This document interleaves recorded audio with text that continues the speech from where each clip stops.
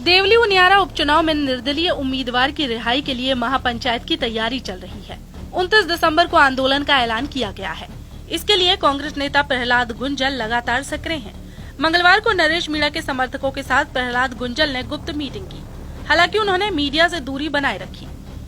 नरेश मीणा के समर्थक मुकेश मीणा ने बताया, अगर प्रशासन ने समय रहते समझौता नहीं किया तो हाथ पैर फूल जाएंगे। हम अब बड़ा आंदोलन करने जा रहे हैं।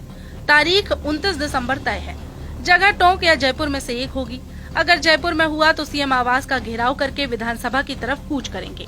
टोंक में हुआ तो जिला कलेक्टर की तरफ कूच करेंगे, साथ ही हाईवे जाम करेंगे।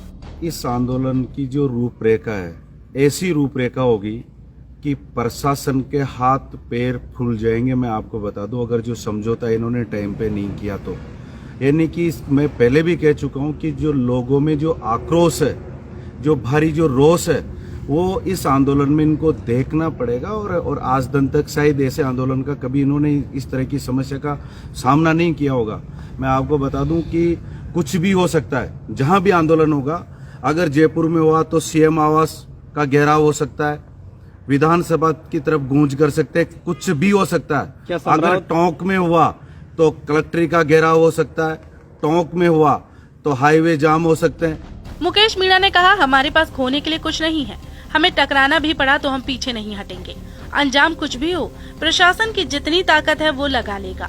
हम में जितनी ताकत होगी हम लगा लेंगे। इसके पहले 8 दिसंबर को भी नरेश मीणा के समर्थकों ने अल्टीमेटम दिया था। 8 दिसंबर को सवाई माधोपुर जिले के चौथ का बरवाड़ा में मीणा धर्मशाला के पास एक सर्व समाज की महापंचायत हुई थी। मैं आपको बताना चाहूंगा कि मरता क्या नहीं करता, हमारा क्या बिगाड़ेंगे। हमारा तो बिगाड़ लिया इन्होंने सब कुछ, और बिगड़ चुका। तो हमारे पास में खोने के लिए कुछ नहीं है। मैं आपको बताना चाहूँगा, खोने के लिए कुछ नहीं है। बाकी ये मैं कहना चाहूँगा आपके चैनल के माध्यम से, अगर हमें टकराना भी पड़ा और चाहे कुछ भी करना पड़ा तो हम पीछे नहीं हटेंगे, चाहे उसका इंजाम चाहे कुछ भी हो। फिर आमना सामना तो वो वक्त और समय बताएगा कि इनके जितनी ताकत होगी वो प्रशासन लगा लेगा, और फिर हमारे अंदर जितनी ताकत होगी फिर हम भी लगा लेंगे। किसान महासभा ने पंचायत की थी। पंचायत में आए युवाओं ने कहा था कि नरेश मीणा के साथ इंसाफ नहीं हुआ तो जल्द ही राजस्थान में बड़ा आंदोलन किया जाएगा, जिसकी सारी जिम्मेदारी प्रशासन की होगी। इस महापंचायत में मुख्य वक्ता के रूप में नेता प्रहलाद गुंजल पहुंचे थे।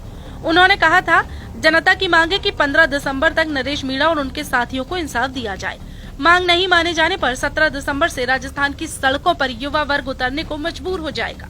यानी कि जो हमारे जो समाज में, सर्वे समाज के अंदर लोगों में, पंच पटेलों में जो रोष है, वो रोष यानी कि जो हमारे जो निर्दोष लोगों को जो फंसाए जा रहे हैं, प्रशासन की आंखों के सामने जो दोषी लोग घूम रहे हैं, हमारी जो मांग थी न्याय जांच होनी चाहिए थी। हमारे जो निर्दोष लोग जो अंदर है उनको रिहा करना चाहिए थे। हमारे भाई साहब है उसके ऊपर जो अनावश्यक जो इन्होंने जो मुकदमे लगाए, सारे मुकदमे वापस लेने चाहिए थे।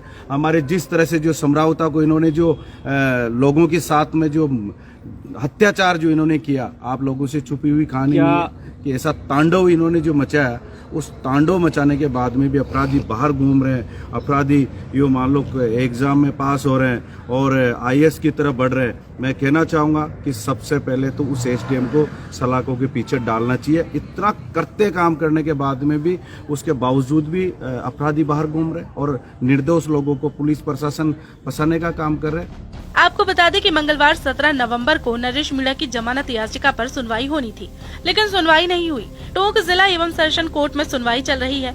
मिली जानकारी के अनुसार 17 दिसंबर को नरेश मीणा की जमानत याचिका केस डायरी नहीं पहुंचने के कारण टल गई। बताया जा रहा है कि नरेश मीणा की केस डायरी हाई कोर्ट में थी। सुनवाई के दौरान केस डायरी टोंक जिला एवं सेशन कोर्ट में नहीं पहुंच सकी। इस कारण नरेश मीणा समेत समरावत हिंसा के 18 अन्य आरोपियों की जमानत याचिका पर सुनवाई 23 दिसंबर तक के लिए टल गई है।